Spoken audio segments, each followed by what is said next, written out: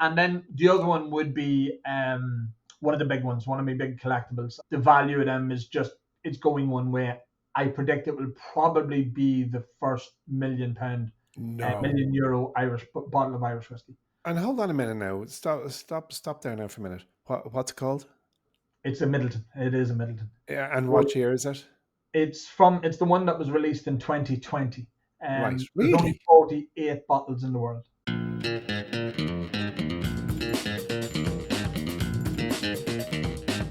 Welcome back to Stock Club. 3 weeks ago, Mike and I announced Investicon, our big ticket event happening on the floor of the Irish Stock Exchange on Thursday, August 21st. The idea is simple. We're gathering elite minds in stocks, AI, and notable for today's episode, collectible whiskey, to share their top 3 investing ideas for 2026 and beyond. This week, I'm joined by someone who knows a thing or two about bottles that beat the market.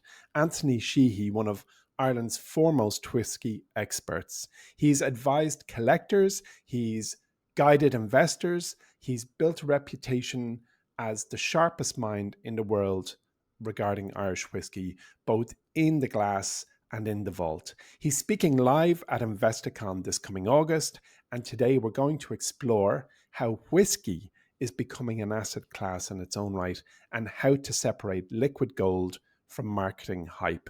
Anthony, welcome to Stock Club. Thank you very much, sir. Thanks for having me. I'm delighted. Anthony, you've helped turn Irish whiskey from what effectively was a local drink since time began into what is now regarded as a global asset.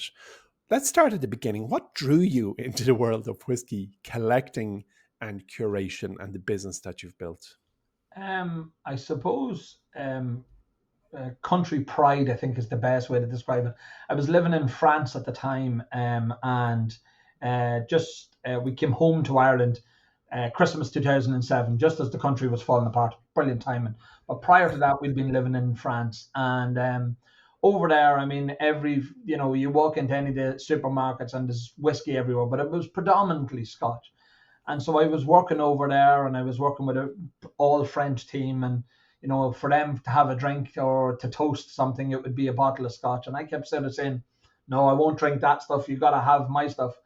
And strangely enough, there was in my local supermarket, the local Intermarché, there was a bottle of O'Hara's whiskey that was made in Cooley Distillery, which was less than 6 miles from my home.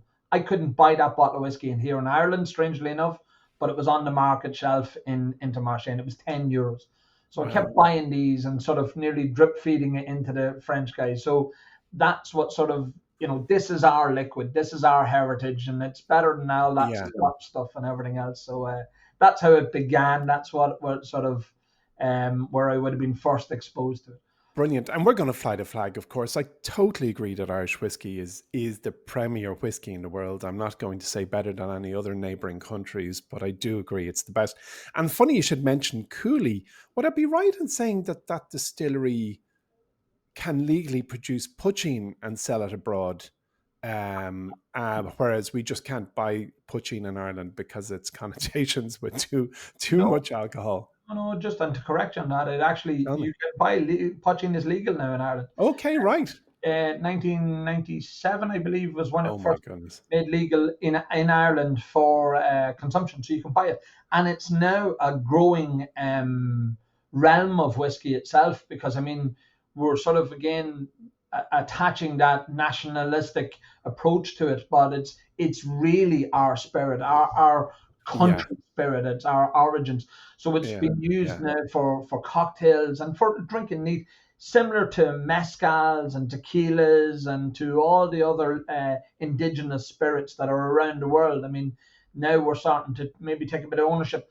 The problem with poaching is it's created on such a local level that it needs one of the big companies, the Pernod Ricards, the Diageos, to get behind it and then push it out to the world, and we're just not there yet. We're not there yet. So something it can be made, and there's some great small boutique distilleries that are now making it as well, which is great. So it's probably collectible already, poaching, but it just isn't as a, let's say, I'm going to buy this bottle because it's going to go up double in value. Because it's done in such small batches as well, Oh that yeah. really makes it rare and collectible. And guys are now creating different flavor profiles even within the poaching itself. You can legally only age poaching for up to 10 weeks in a barrel. You can't even call it barrel aged. I think you have to call it barrel rested. There's all the terminology around what can and be called Irish poaching. But also there is distilleries out there that are making poaching. They won't be able to, due to the geographical, the GI, they won't be able to call it Irish poaching, but they can call it poaching because, strangely enough, poaching is made elsewhere in the world. Well, bringing it back to whiskey, because honestly, we could have a really engaging conversation about poaching alone and how contraband fuels like the underground market and creates strange bubbles in value. But bring it back to whiskey. I think some investors chase rare bottles and then others kind of back distilleries or maturation casks. Where do you see value right now? So that our audience, the audience of this show is about 10,000 people who, in varying degrees, want to find something to buy that fundamentally in the future is worth more. So if you were to just kind of take broadest categories, the biggest helicopter view, bottles, casks, or even distilleries, what would you invest in? I mean, it all depends on people's levels. I mean, bottles are Yeah. a great entry level thing. I mean, you Yes. physically can go buy the bottle and you physically have it at home, as not dissimilar to that collection you see to the side of me there. Yeah. Um, Casks are a wee bit more complicated, and even within the cask realm and in Ireland, there is a lot of legal ramifications that I don't think have been quite played out yet that people Mm. are truly aware of. Yeah. I mean, the headline one is obviously the distillery investments. There's a lot of distillers, the small distilleries that are constantly looking for investment. I mean, it's a very capital intensive industry. Initially, setting up a distillery is a huge thing because nothing you make today is ever going to bear fruit until, at minimum 3 years Yeah. with the whiskey world. And I mean, that's why gin was so in vogue for a while, because a lot of the new entrants into the distillery market sort of could make gin today, sell it tomorrow, Sure. and have some sort of revenue stream. Whereas with whiskey, you have to lay it down for a minimum of 3 years. You've all the purchase of materials, the barrels themselves, the energy costs. You've got to carry those cans. So again, a lot of distilleries are constantly looking for fresh investment. Yeah. They also benefit from the EIS programs as well, Yeah. that they can do the tax and that. So it literally does depend on, and I mean, a lot of the distilleries done even crowdfunding programs. Yeah. I've seen a lot of them actually. Yeah, yeah, It seems hyper competitive. It seems there's, well, certainly if you live on this side of the Atlantic, it's no great difficulty if you want to invest in an actual whiskey maker or a distillery. You just go onto Crowdcube or one of those lads, yeah, and you can invest 50 quid in a distillery. yeah, and again, it's great. A lot of people do that for the journey. I mean, that's Yeah, where for a sure. lot of people would be doing it for. At that sort of entry level, they're not serial investors, so they wouldn't be Yeah, putting in the large sums that are required. Brands are always looking for those people too. They're looking for partners. They're giving away equity shares to get people to that stage. I mean, again, it helps them get into different markets. mm, I mean, it's very capital intensive in marketing and everything else as well. So that's it. It all depends on the level that you're at. The bottle level and even the cask level can what one of the most clever ones that was done by Dingle when it first began in mm, 2014 was the Founding Fathers program, where they had 500 individuals paying upfront for the casks, and that give them the sort of the the money to capital. sort of kick Yeah, on, the capital to kick on. Again, nobody was going to see a return from that for a minimum of 3 years. Most of them stepped to 5 years, and even an awful lot of them now are stepping to 10 years to yeah, pull the yeah, cask for and that. So it all depends, and we tailor when the conversations I have. We literally we ask questions first, and then we'll sort of say, well, look, this might suit you or this might suit you, and we'll build something or we'll formulate a plan with the client doing When that. you and I meet in person on the 21st of August for Investicon, the room will be full of people who are pretty familiar with buying shares and stocks, and a subset of that is AI investing, because the route to investing in AI is through the stock market, so they're cousins of each other. Whereas whiskey, I'd imagine the vast majority of people in the room will be new to whiskey, but very interested in it. So I think we'll have a bunch of people ready to go. But their question, I think the fundamental question for somebody new to a new asset class like whiskey is, what's the biggest trap in buying new whiskey? And what is the trap we're trying to avoid? So I could walk into a room and, here, take my money, please. Yeah. But where should that money not go? It's hard not to advise. I mean, anybody who's been watching the news lately, seen all Mm, those shows that were about Scottish companies that were set up, and they weren't even Scottish companies. They were yeah. companies that were set up to sell casks of whiskey, promising outrageous returns, 18,000%, and this, Mm, that, and the other. And the problem we find, and how we sort of, spoke to people about this, was you're seeing, as you say, there's a hype about Irish whiskey at the minute, and there has been a hype building for it. So yeah. you're picking up your Financial Times, or you're picking up your Sunday Business Post or something, and you're seeing, whiskey's doing great. We're hitting record levels within the sales into America, and then all of a sudden you hear of, or you see on social media, outrageous returns of investing casks and all of that sort of stuff. Yeah. Due diligence, and it's no different than stocks, shares, and everything else Yeah. that any investor would put the money into. Due diligence is the answer. So you've basically built what I think is fair to say the eBay of whiskey. With irishwhiskeyauctions.ie, from the time I've used it, is the foremost and the best place for sellers and buyers to meet to find that right bottle. Now, if somebody walked into your premises, and I know this is slightly tangential, but if somebody walked in and said, "Anthony, here I've got €5,000 and I want to invest it in whiskey," what kind of portfolio, without being specific, but what broadly would you tell them to do? Would you say buy 12 bottles, varying types, or just, here, come over here and Yeah. metaphorically into this corner and buy 10 bottles of this? What would you tell them to do with 5 grand? Again, and I take it one step back. I ask a Yeah, question: is yeah, what's the plan here? Is this money that you can forget about for 5, 10, 15 years? If it yeah, is, that changes. We'll buy one bottle. right. If it's money that they're, so 10,000, I always use the example of 10,000. Yeah, There's loads of bottles out there that I can buy today for €10,000. yeah, There's plenty of the high end ones. And so that one bottle, you take it home, you physically have custody of that bottle, and you take it home, and you're forgetting about it. Put it somewhere, not in an attic, preferably, but somewhere okay, cool and dry, and you just store it there, and it's grand. It'll be what it'll be. It will just accumulate in time. If you think that you might need to release some of them funds or something like that, or you want to be fairly flexible in it, then I'll say, well, let's go and buy 5 bottles at 2,000 each.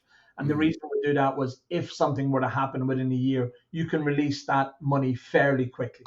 So you only need to release it one bottle, and you'll still have the other four accumulating, but then you'll have a small little bit of a return on that. So it literally goes with what you want out of this. Is this something that you can forget about for 10 years, 20 years? We can do that. There's loads of bottles out there that I would advise people to be buying. And then it also comes up to real estate. I mean, I know it's hard to link real estate to whiskey, but the amount of space a whiskey yeah. collection takes up is quite significant. And hold on, Anthony. You're talking to, like, the uninducted. We don't, like. Sorry, I and our listeners have a few bottles, on average, whereas you have a warehouse full of them. I think, your real estate is your problem. I don't think it's most people's. But it is, and I mean, here's an example. So Middleton Very Rare is probably one of the most known brands out there. Yeah. It's one of the most collectible. People would have received them as gifts or as Mm, something significant, and it is a significant brand. So that began in 1984. So every year since 1984, Middleton have released their Middleton Very Rare annual bottle. So okay. 84 was the first year of it. Every year you had one bottle. So we're up to 2025 now. So that's 40 bottles. Right. Plus there was two of them released in 2017. There was two incarnations of it. So we're at 42, 43 bottles. Now, you might think to yourself, 42, 43 bottles isn't that much. But when you start to put it on the shelves with its presentation Mm. box and all that, it's quite amount of space. So then you start getting into the real estate issue. And I mean, it's not Yeah. when I began Irish whiskey auctions in 2018, I done the original sums for Middleton Very Rare. Mm. So if you'd bought a bottle every year over the years, I mean, in 1988, a bottle of Middleton Very Rare was 40 punt. But if Yeah. you bought a bottle every year, this year's one is 220 euros. It would have cost you about three and a half thousand euro. So over the years, that would have cost you that. At the time, I was selling a full collection for 70,000. So that's Jeez. the sort of return you were getting from it. So that's So, do you ever go and admire your bottles like one would admire a wall full of art, an art collector going, geez, I every day, love the nearly every every day. day. So it has this visual amenity. It's not about the money. You know, you've actually got a piece of heritage Yeah, in your storage yeah. facility. And I mean, some of them are true works of art. I mean, Wow. the Middleton again, and I use Middleton as they are the sort of the headline act in Irish Yeah. whiskey Yes. at this Really point. very interesting. Uh, They've done a release, so they celebrated 200 years this year, and 6 years ago, 2020, 5 years ago, they released what was called the Silent Distillery Collection, and it was the old whiskey that was distilled in the old Middleton distillery. yeah. The first bottle was 45-year old, and it was a blend, and it was done in a presentation box. It's gorgeous walnut cabinet, handmade by John Galvin. The crystal decanter Mm. that it was held in was cut crystal from Waterford. I mean, it really is a work of art. Yeah. That was 35,000 euro to buy in 2020. The last one I sold was 110,000. Oh my goodness. Can people buy a share in a bottle? Well, you say that. We're in the middle of building a platform called Digital Drams that's exactly going to do that. We're incorporating NFTs. Yeah. So we're going to fractionalize high value bottles like that there. And I mean, that's exactly where we see the market to be, because people are looking for the sort of entry level into whiskey without taking that punt, but achieving those sort of returns. And then Yeah. also literally physically storing the whiskey. It does, it's not like wine, but it does need a little bit of care and attention. So again, people don't really want I'm that sure. hassle with it. So as well. So If we you're see going to drop upwards 30, 40, 100 grand on a bottle, you certainly don't want to just bring it home and throw it into the top shelf in the kitchen. But I suppose I have a question for you, and you don't have to answer it if you prefer not to. And if you prefer not to, for the first time ever, we'll edit this out. We don't usually edit. But how many bottles do you personally own? I'm not lying when I say I don't know. So we're talking more than 300? Oh yes. More than 1,000? I think it might be in around that number.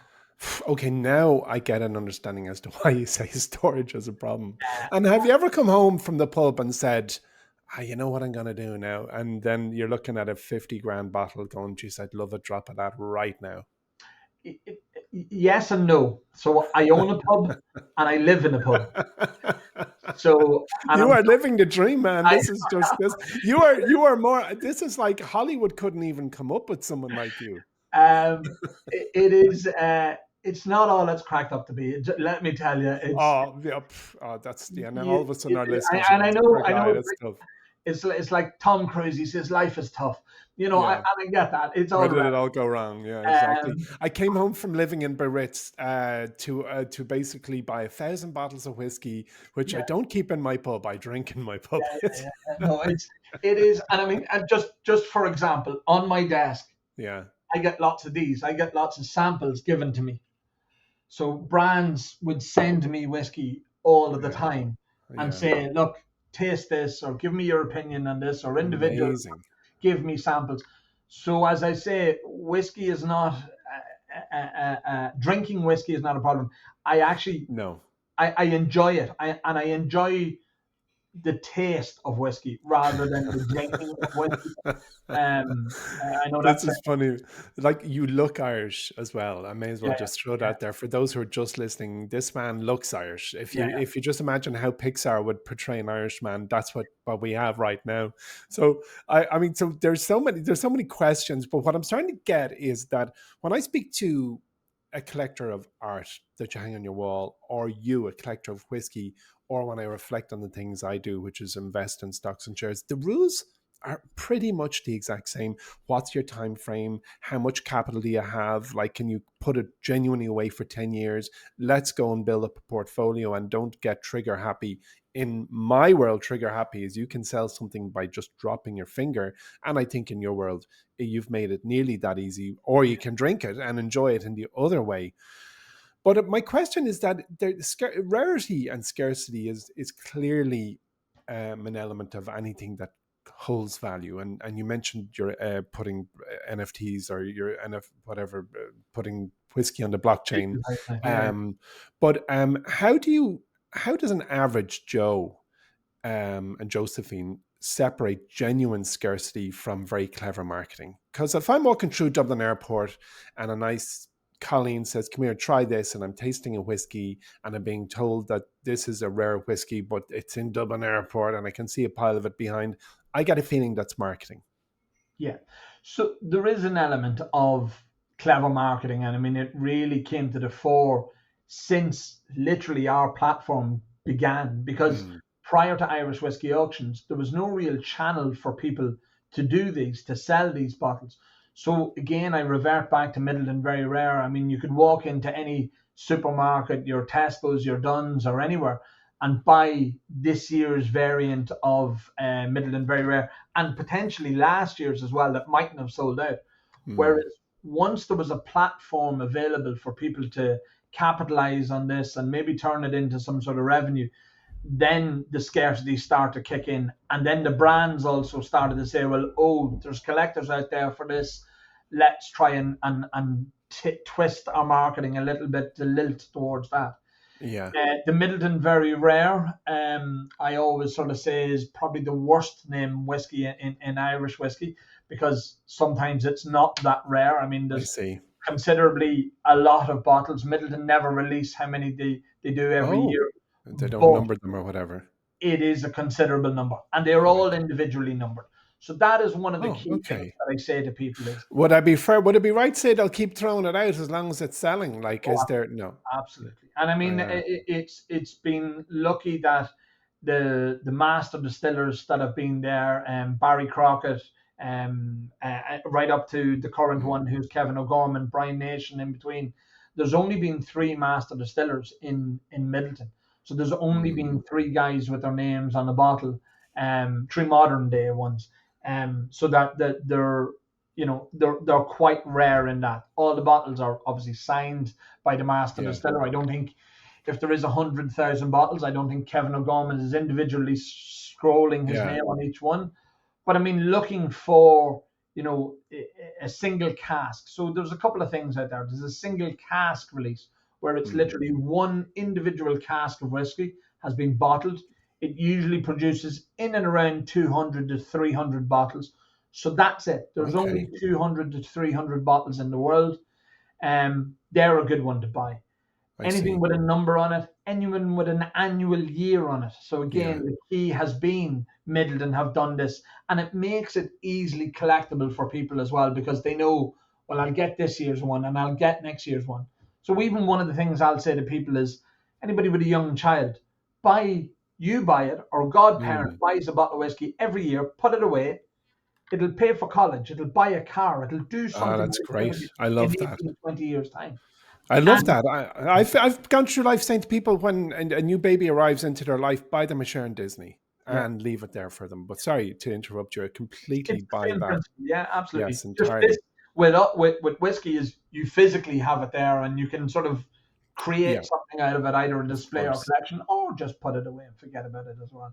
But Yeah. ultimately, I mean, again, you're looking for special releases, because we've had the recent boom in Irish whiskey. There's an awful lot of inaugural releases from the Mm, new distilleries. So we went from in 2010 we had 3 distilleries in all of Ireland.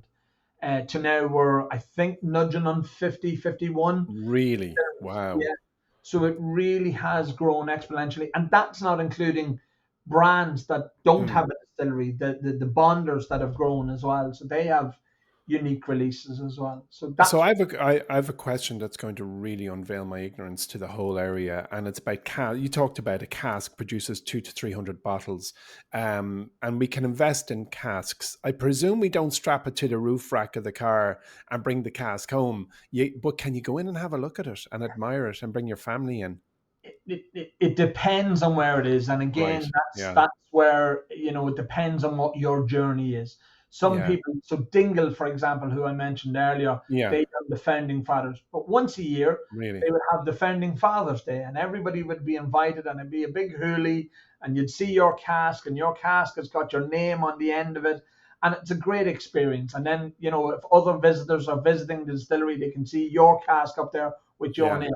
So a lot of the new distilleries are doing that, and it's capitalizing on an engagement process with the consumer ultimately, but with investors as well. That you've got something and you can show it off and all that sort of stuff. It's very Your passion for whiskey is coming through. And I remember several years ago, oh God, it must have been 15 or 20 years ago, I went into the Gresham Hotel in Dublin for the Irish Whiskey Appreciation annual thing. Mhm. And there was a whole pile of glasses in front of us, and there was a real kind of Trinity College thespian up the top of the room describing the whiskey like, this smells like wet dog with burnt leather, and we're all like smelling it, and it was a very quiet, very intellectual pursuit at start, and by the end it was raucous, and we were drinking, and it was just, there was great crack, and we had the best night ever.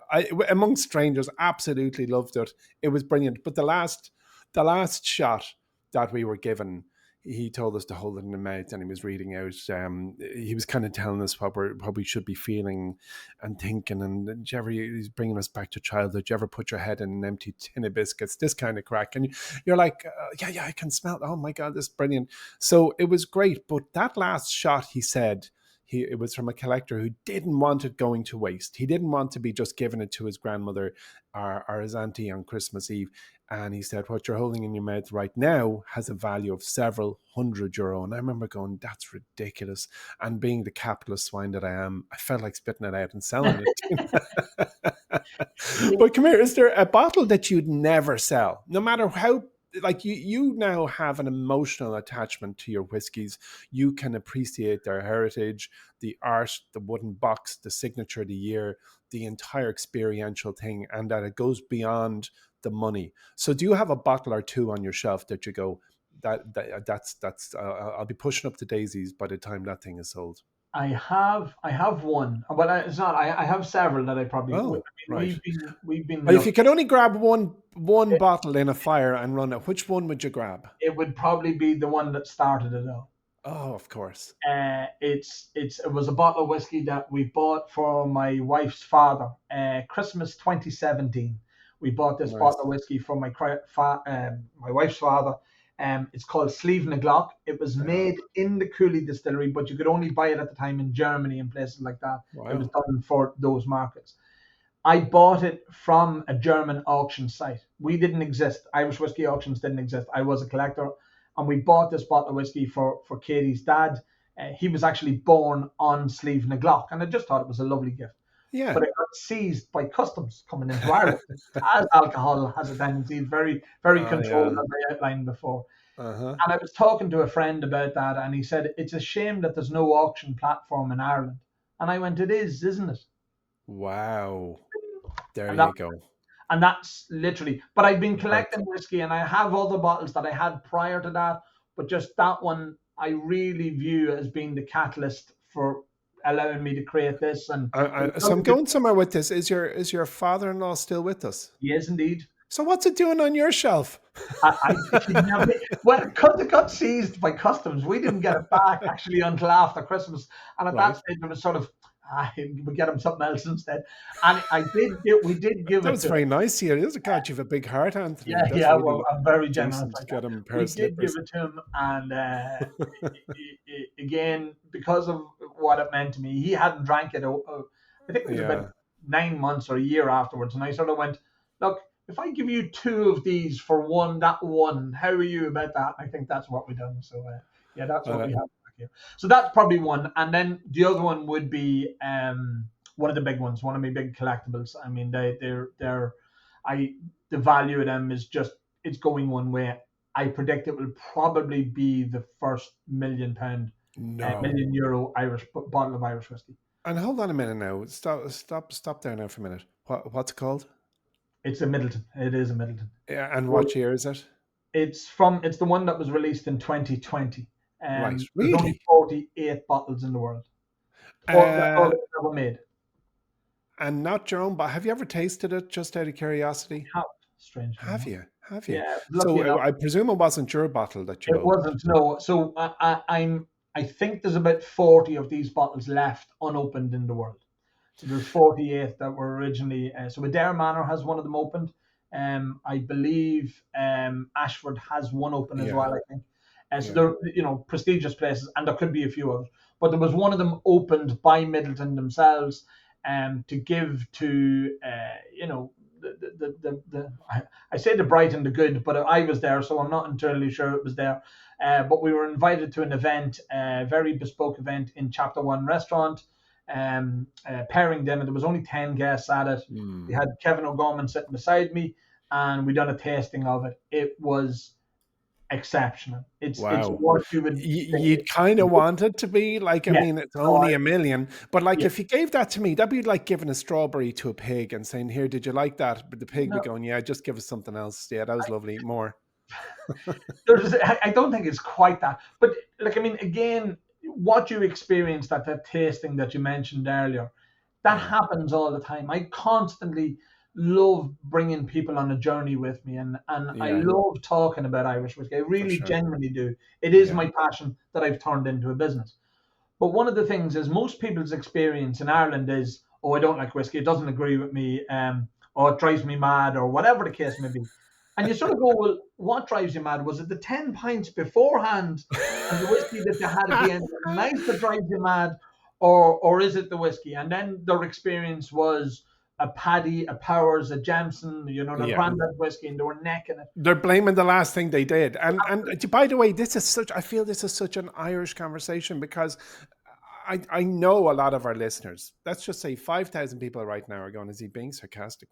10 pints, sure, yeah." Our listeners in Ireland be nothing, as they say, it'd be But nothing even for for, for a seasoned drinker to drop 10 pints and then yeah. decide they're going on to whiskey and then blame the whiskey for feeling unwell the next morning. But But here's one of the other ones. I mean, and I have a major, and I mean a major issue with this one thing. mm, In America, yeah, Ireland, because it's deemed as shots.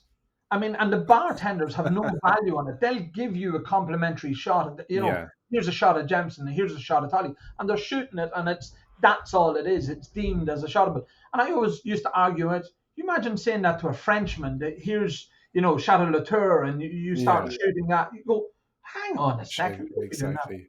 So it's a very different thing, and people's previous relationship with whiskey is very different than the journey that I'll bring you on and what you experienced at that Mm, tasting.